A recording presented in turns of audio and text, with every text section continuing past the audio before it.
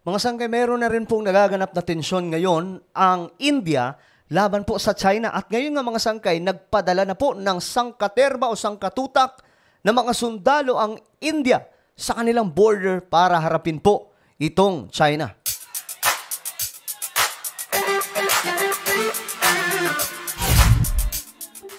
Magandang oras po sa lahat ng ating mga kababayan, sa lahat po ng mga solid sangkay ngayon.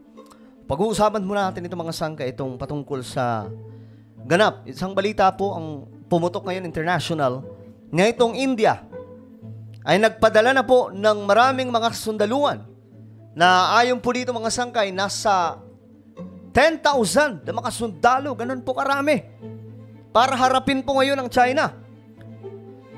But anyway, bago tayo magpatuloy, pakisubscribe po muna yung ating YouTube channel. Sa baba ng video na to mga sangkay, i-check nyo na lang, okay? Sa mga hindi pa po nakakapag-subscribe, makikita nyo po yung subscribe button sa ibaba.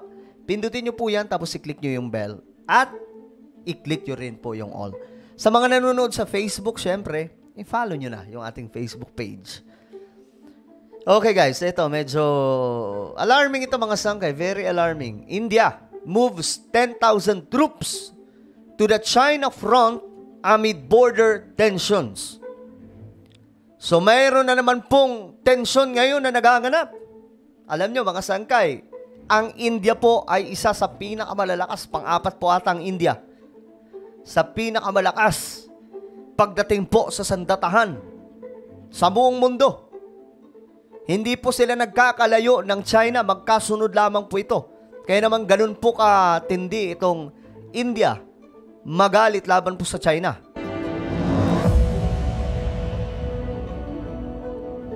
Ang daming nakakaaway ng China no? We start with India versus China. India versus China na ito, mga sangkay. Two neighbors caught in a bitter border standoff, which is now in its 4th year and becoming more tense. Mas lumalala pala ito. Ito sa atin, kung sa atin yung pinakaano natin dito mga sangkay, yung karagatan, sa kanila mismong border ng kalupaan kasi dikit lamang po ito. India, China. Magkadikit lang po talaga. All signs point towards rising hostility. India is mobilizing more troops. 10,000 of them. 10,000 na mga tropang militar.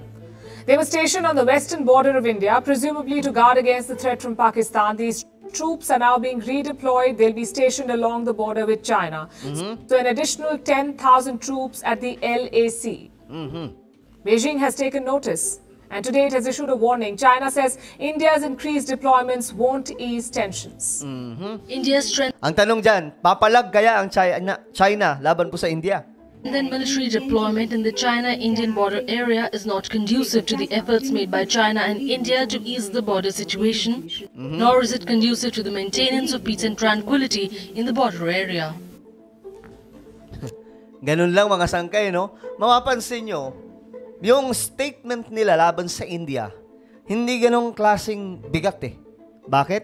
Alam po nila na ang India may palag. Kaya pong makipagsabayan mga sangkay, kaya hindi po ganong kagrabe yung statement. So China is trying to paint India as the aggressor, conveniently glossing over how this began. In this equation, India is not the aggressor. India's moves are not offensive. They're meant for defense. Andun yung India, hindi para lumaban mga sangkay. I mean, sila ang lumusob, kundi sila ay naroon for defense lamang. Kailangan lamang po nilang protektahan yung kanilang border. They're a reaction to China's expansionism. India has deployed soldiers because diplomacy is not working. These tensions erupted in 2020 and since then... Okay. So nagpadala daw ng mga sundalo doon na marami itong India dahil nga po ang maayos na usapan mga sangkay. Kumbaga, hindi naman nag-work. So it's time para magpadala na lang doon ng mas marami pang mga militar. Indian and Chinese generals have met 21 times. So 21 military-level dialogues and no solution. Grabe, maraming beses na rin pala. Pero wala pa ring solusyon. China has neither withdrawn troops nor shown any inclination to do so. Where does that leave India? With no option but to recalibrate its deployments, to strengthen its defenses and to prepare for the next Chinese provocation, because the provocation will keep coming. So kung ang India ngayon mga sangkay, ganito na po ka-high alert sa kanilang border, sana ganun din po tayo mga sangkay, no?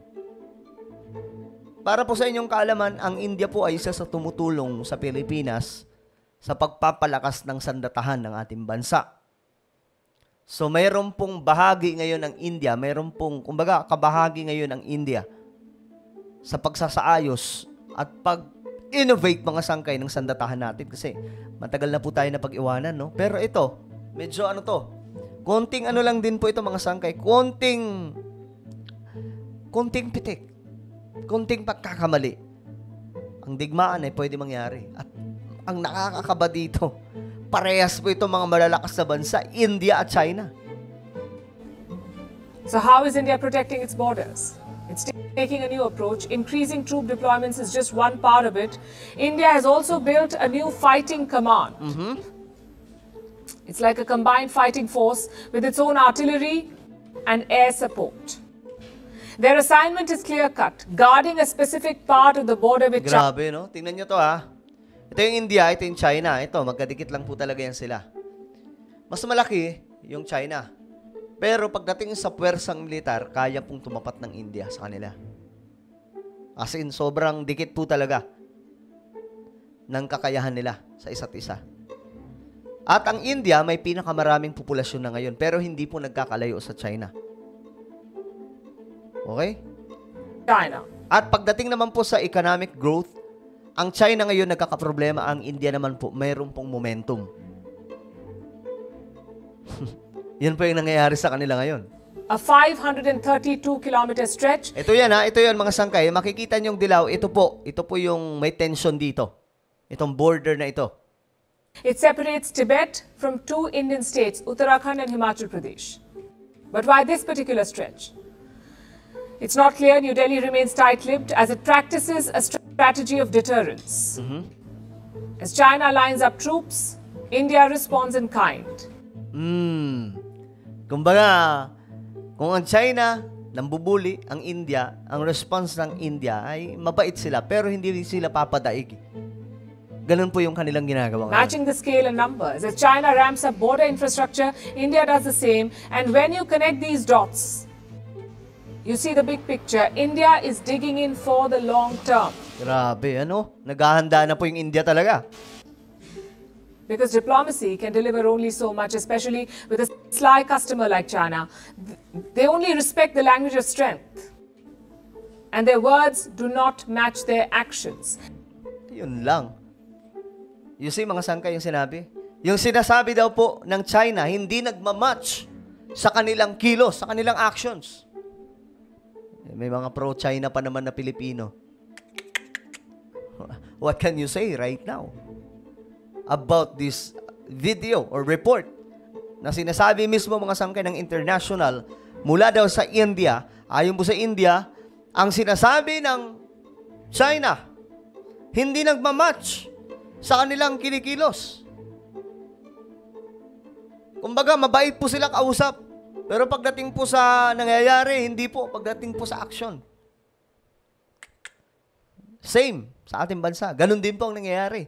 Pagkausap mo ang China, maayos. Pero pagdating na po sa actual na nangyayari, sa kanilang actions, hindi maayos. Yan po yung nagaganap ngayon, mga sangkay.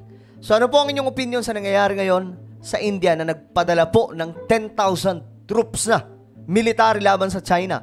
Hudyat na ba ito ng possible na pagputok ng digmaan? Well, i-comment nyo sa ibaba ang inyong mga opinion. At ngayon, mayroon po akong YouTube channel, Sangkay Revelation, kung saan nag-upload ako dito ng mga mahalagang impormasyon na nakasulat mismo sa banal na aklat, Biblia. Okay? Hanapin nyo po ito sa YouTube, then click to subscribe, click the bell, and click all. Okay, ako na po yung magpapaalam. Mag-iingat po ang lahat. God bless everyone.